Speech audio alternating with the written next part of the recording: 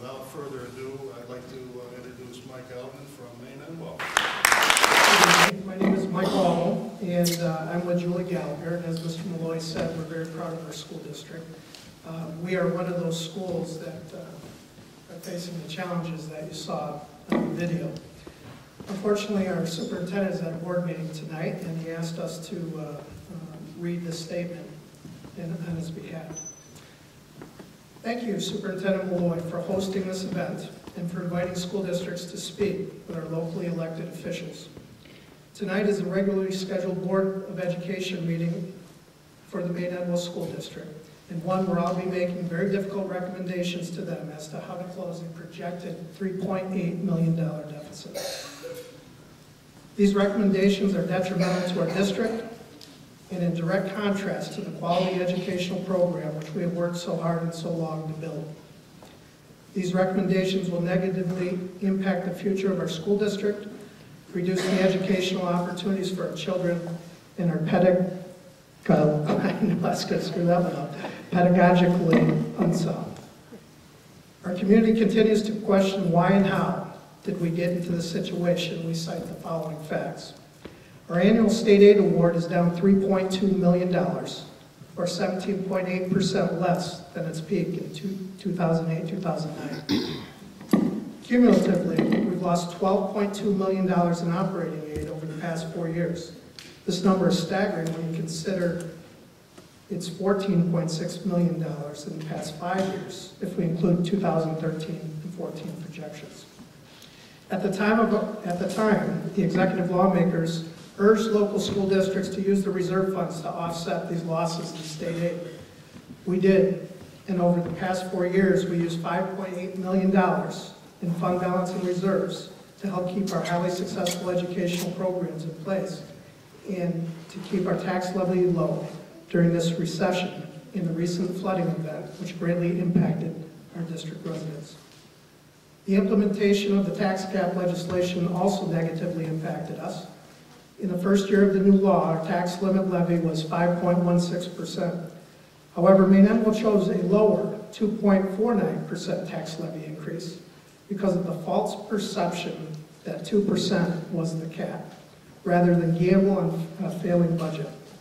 Thus, despite huge increases in expenses, including TRS, CRS, health insurance, and continued reductions in state aid, our district was afraid to venture much above 2%, despite our attempts to educate our community.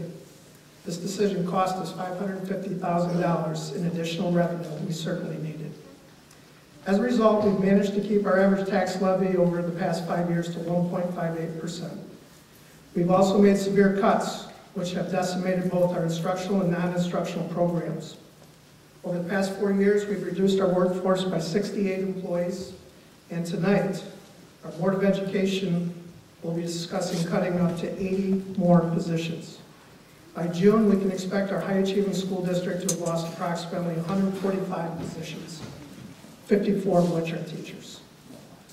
We're operating from the same playbook that many other school districts in upstate New York have been: use reserves, make surgical cuts, and try to keep the tax levy at a level which the community will support.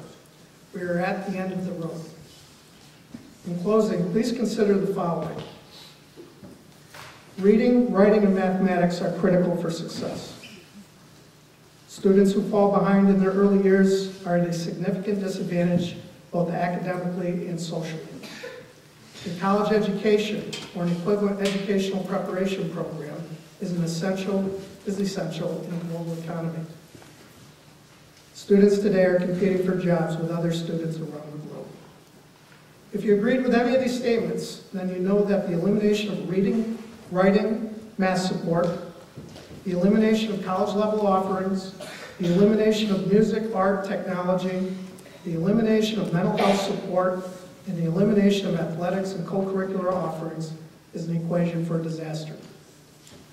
Please, we are asking you to understand the magnitude and the seriousness of the current state of our public education system in upstate New York. The continued underfunding of upstate schools, a tax cap that doesn't include any significant mandate relief, and a state aid formula that doesn't take into account the district's true poverty or wealth, is an equation for disaster too.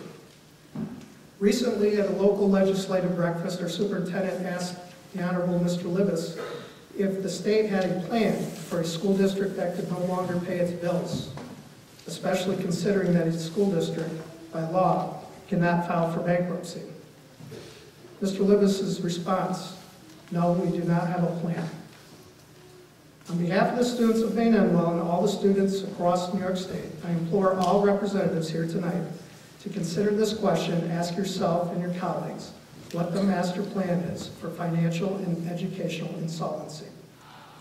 To quote President Barack Obama during his prayer vigil for the Sandy Hook Elementary victims, it comes as a shock at a certain point where you realize no matter how much you love these kids, you can't do it by yourself.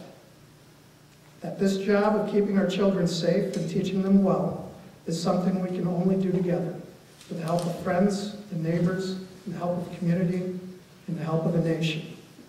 And in that way, we come to realize that we bear a responsibility for every child because we're counting on everybody else to help look after ours.